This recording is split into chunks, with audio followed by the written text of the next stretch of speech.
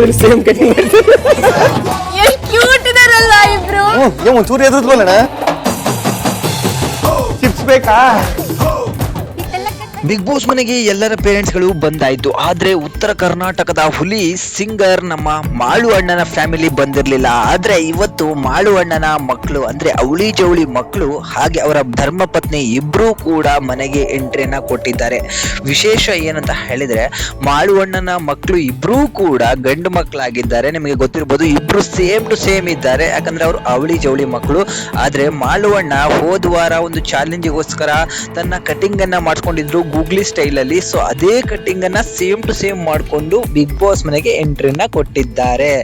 So ಅವರಿಬ್ರು ಎಷ್ಟು ಚೂಟಿ ಇದ್ದಾರೆ ಅಂತ ಹೇಳಿದ್ರೆ ಸ್ವಿಮ್ಮಿಂಗ್ ಪೂಲ್ ಅಲ್ಲಿ ಈಜು ಹೊಡಿತಾರೆ ಈ ಚಿಕ್ಕ ಏಜಿಗೆ.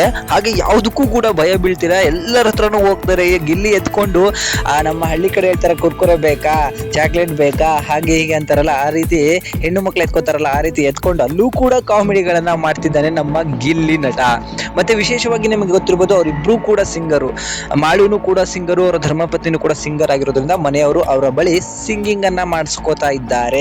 ಮತ್ತೆ ಇಂಪಾರ್ಟೆಂಟ್ ವಿಚಾರ ಏನಂತ ಹೇಳಿದ್ರೆ ಮಾಳವಣ್ಣ ಫ್ಯಾಮಿಲಿ ಬಂದ ನಂತರ ಅದಕ್ಕೂ ಮೊದಲು ಬಂದಿದ್ದಂತಹ ಕಾವ್ಯ ಫ್ಯಾಮಿಲಿಗೆ ಕರ್ನಾಟಕದ ಮುಂದೆನೆ ಅವಮಾನ ಆಗಿದೆ. ಅವಮಾನ ಮಾಡ್ಕೊಂಡ್ರು ಅಂತಾನು ನಾನು ಹೇಳ್ತೀನಿ. ಯಾಕಂದ್ರೆ ಕಾವ್ಯನ್ ತಮ್ಮ ಒಂಥರ ಜಾಸ್ತಿ ಓವರ್ ಆಗಿ ಮಾಡ್ತಾ ಇದ್ದ. ಅವನಿಗೆ ಕಾಮನ್ ಸೆನ್ಸ್ ಅನ್ನೋದೇ ಇರಲಿಲ್ಲ. ಯಾಕಂತ ಹೇಳಿದ್ರೆ ಬಿಗ್ ಬಾಸ್ ಹಲವಾರು ರೂಲ್ಸ್ ಗಳನ್ನ ಹೇಳಿ ಕಳಿಸಿದ್ರು ಕೂಡ ಅದನ್ನ ಲೆಕ್ಕಕ್ಕೆ ಹಾಕೊಳ್ದೆ ಬಾಯಿಗೆ ಬಂದಂಗೆ ಮಾತಾಡಿದ್ರೆ ಬಿಗ್ ಬಾಸ್ ಯಾರನ್ನೂ ಕೂಡ ಒಳಗಿಟ್ಕೊಳ್ಳಲ್ಲ. ಅದೇ ರೀತಿ ಅವರಿಬ್ರು ಕೂಡ ಆಚೆ ಕಳಿಸಿದ್ದಾರೆ.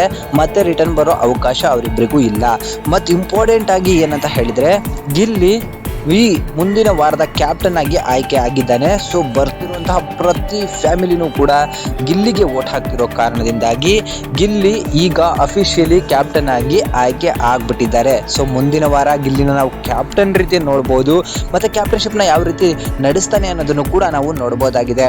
ಸೊ ಮಾಳು ಅಣ್ಣನ ಫ್ಯಾಮಿಲಿ ಮನೆ ಒಳಗೆ ಬಂದಿದ್ದು ಒಂದು ಖುಷಿ. ಆದರೆ ಕಾವ್ಯ ಅವರ ಫ್ಯಾಮಿಲಿ ತಾವೇ ಅವಮಾನವನ್ನ ಮಾಡಿಕೊಂಡು ಮನೆಯಿಂದ ಆಚೆ ಹೋಗಿದ್ದಾರೆ. ಸೊ ಏನೇ ಆಗಲಿ ಬಿಗ್ ಬಾಸ್ ಅಂತ ಬಂದಾಗ ಅಲ್ಲಿ ಹಲವಾರು ರೂಲ್ಸ್ಗಳಿರುತ್ತೆ.